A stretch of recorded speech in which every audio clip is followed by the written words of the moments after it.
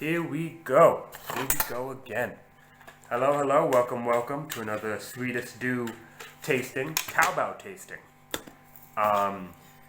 We are going to do the Qimen I mentioned in the last video.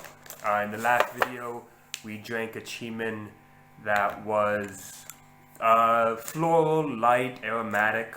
A nice little video to check out if you like this one. This Qimen is going to be the complete opposite, I suspect. Right now we are dealing with Qimen Gong cha or Qimen Gong Qimen Gong I think is how they refer to it, which means that the leaf is broken up into small little bits. From my understanding, this was one of the more original ways for doing Qimen. It's great for export, which was what Qimen originally was. It was mostly an exported tea. And yeah, and it's broken down to little bits. Usually, when it's good, the bits are still pretty thick. These days, and as I'm seeing from these teas, the bits are a little thin, a little bitsy, for lack of a better word. And so it's not always the best flavor, to be honest. When it's good, it's deep, it's rich, it's honey. Very similar to the one we have on the Qimen we have on the website now. But in this style these days, probably most of them, dry, astringent, kind of a milk and sugar more of tea. So like I said, very small, very bitsy. Don't really think there's too much to talk about here. I think it's pretty straightforward. Looking at a small bitsy tea. Yeah. And yeah, like I said, when the material is good, this style is actually one of my favorites. But from my understanding, as red tea became more popular in the Chinese market, bitsiness had too strong of a connection with low quality, and so when the consumers saw bitsy, they assumed low quality. So Qimen started going into and favoring the more full leaf, which has a lot of benefits. But it's hard to find a really deep, full-flavored Qimen. I'm just going to do a quick rinse, open up the flavors, get everything going. It smells like cardboard. Tempeture. Kind of smells cardboardy, woodsy. A little bit of sweetness in there. A little bit of something in there. Seems to be something. I think I got this. No, I got this from a different company. But oh no, the company that I got this from, they also sent me a sample, which unfortunately I didn't try on video. But the sample was quite good. So we'll see. Hopefully this tea is also good.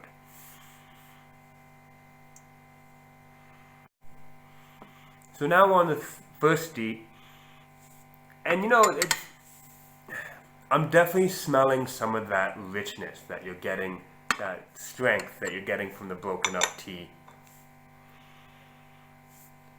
And it doesn't seem too, the aroma's not giving off hints that's going to be too astringent or too bitter. Tastes like coffee. It's actually not bad.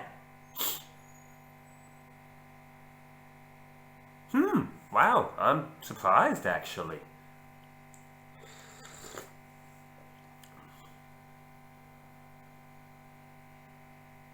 It's actually not too bad. So first steep, looking at my red tea triangle of sweet, smooth, and other flavors. not smooth. You know, this is not, it is a little smooth, not particularly smooth. No, I think I'd say not smooth, but sweet. There's some nice sweetness in there. But I think what's really popping for me is it definitely has other flavors. Definitely has characteristics. Very coffee, very like well-made coffee.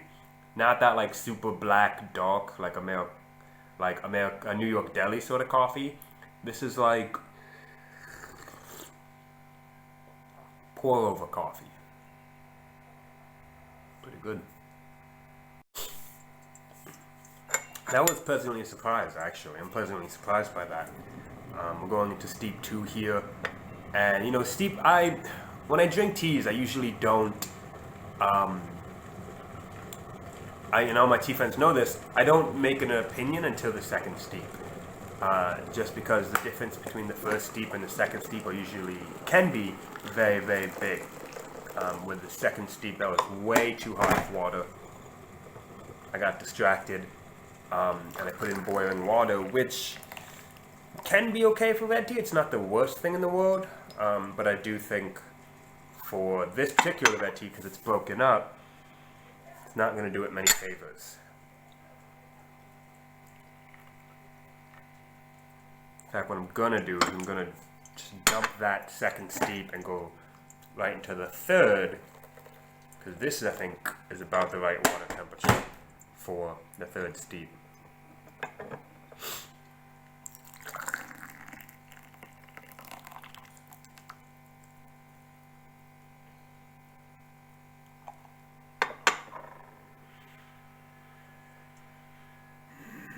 The aroma's not great. The aroma's really not great. It's just kind of wet cardboard.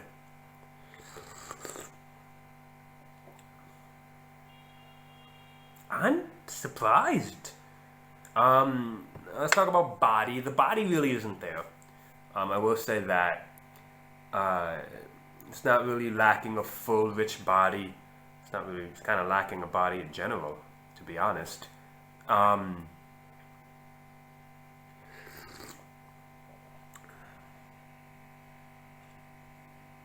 Yes, it's not a very rich tea, but at the same time, there's just a lot, it has these interesting flavors to it, which I appreciate. You know, like you drink it, and you saw with the last one, I was just kind of drinking it, and it had a nice body, it had a nice aroma, but there was no flavor, so it's kind of like, okay, I kind of see what this tea is. This tea is somebody, has a personality. Kind of that dark chocolatey coffeeness.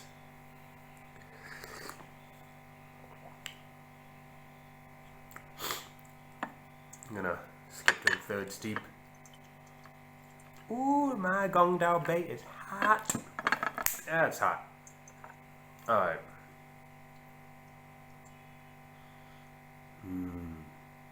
Aroma's really not there.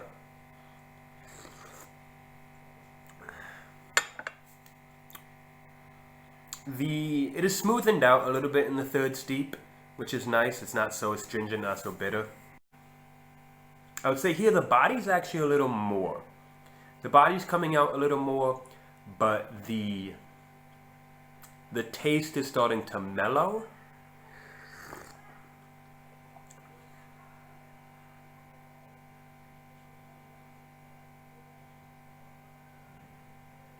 It's pretty good. It's pretty good, you know. Like I said, the taste is starting to mellow, and so the thing that got me excited about this tea was the taste. And so while I'm kind of glad there's a little more body, it's definitely what it's giving up is what I was liking about it.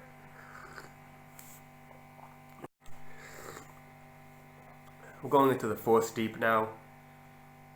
Fourth steep has actually found a nice balance, I must say. I also thought a little bit more about the timing on this one.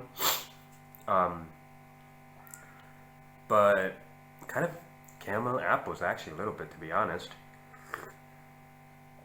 You know, it's definitely have gained some body. probably as the leaves have opened up, the leaves are giving off more. It's gained some body, but at the same time, these flavors they haven't lost the flavors. Before I was afraid that the flavors were going to fade out, or the flavors were just going to become that kind of generic Qimen flavor.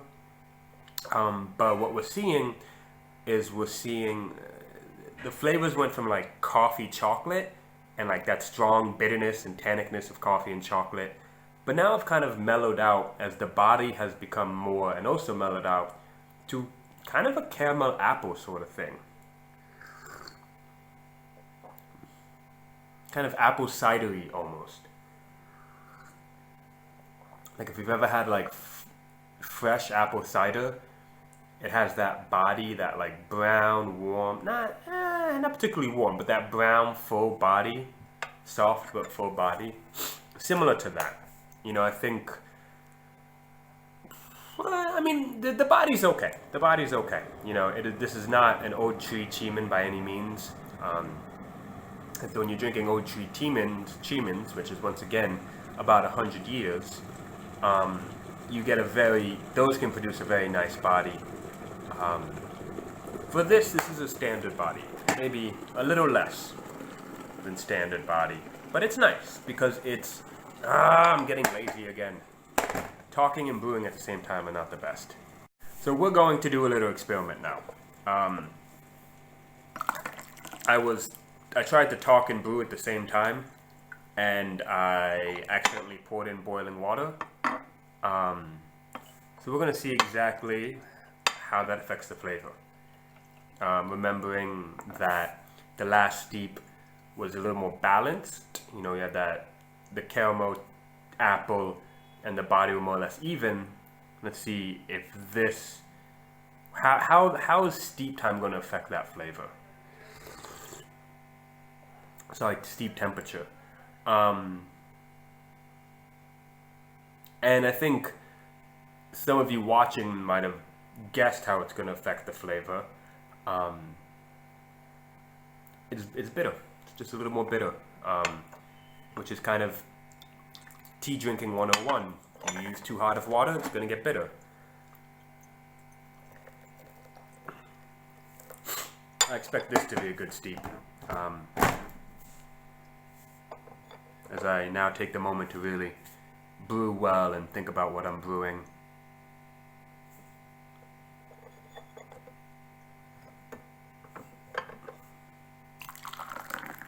Seems about right.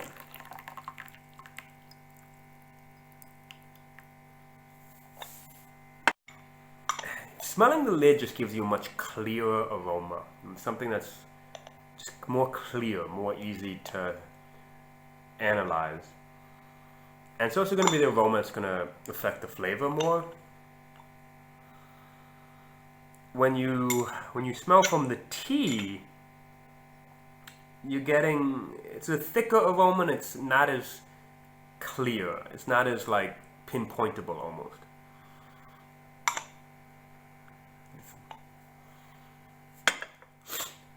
Like smelling these two aromas, smelling the leaf was just very like it was very foggy and it was very vague. Couldn't really pick out stuff. Smelling the lid, it was just much more clear image, and I was like, okay, I can smell this, I can smell that. Yeah, kind of get that apple cider again. This tea is much nicer at a cool temperature. I think because in my own time, I've been drinking a lot of thick leaves, red teas, or red teas that are only leaf and no bud. I've been drinking red teas that really should get a high temperature.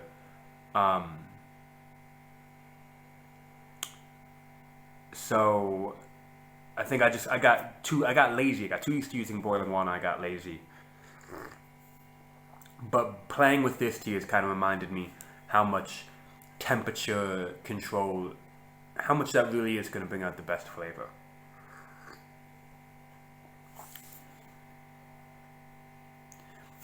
Because I think right now, right now it really is like,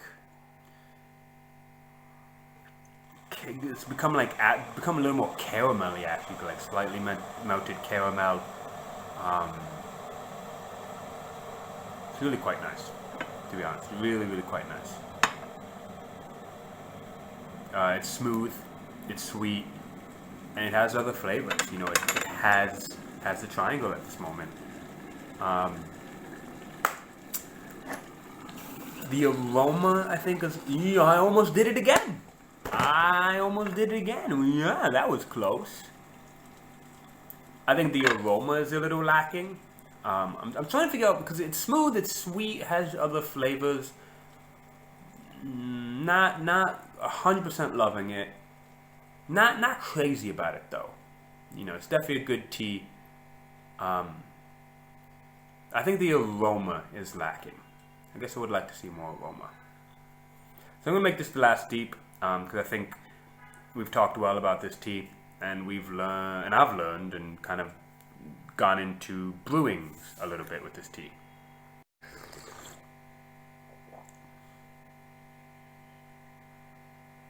That was pretty good.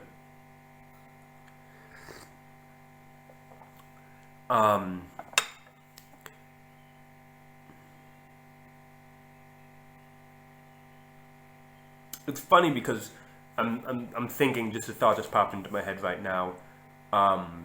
You know, I've been drinking a lot of green teas, a lot of yenchas, white teas, and these are all categories where the brewing is more or less the same.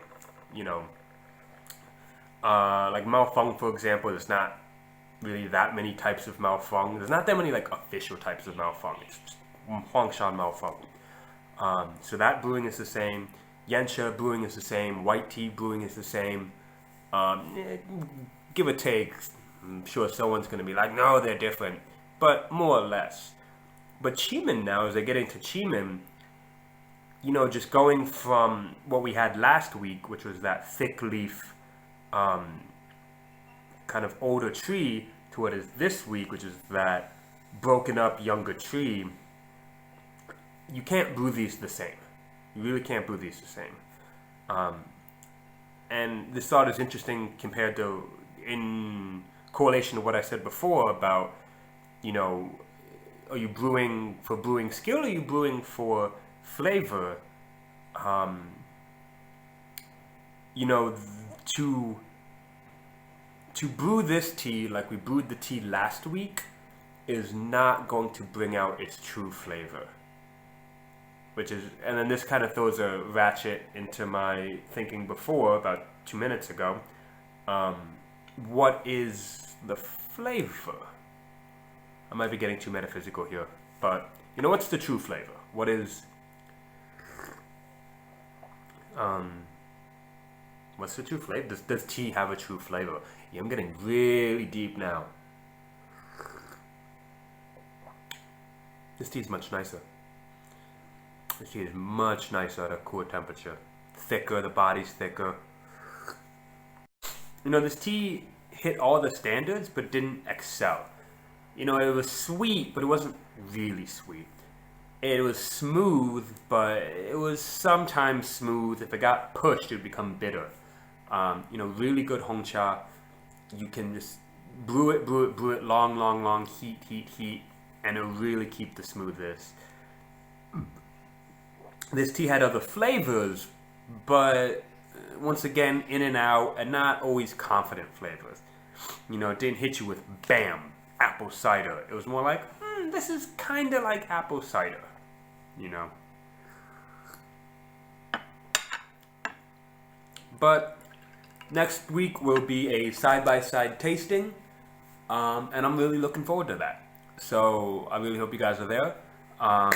Let me know what you think about this video in the comments. And yeah, I'll see you guys next time. Bye-bye. I'm always hoping Pumpkin's going to join us for a video, but she's usually napping on the couch. Pumpkin! Good girl.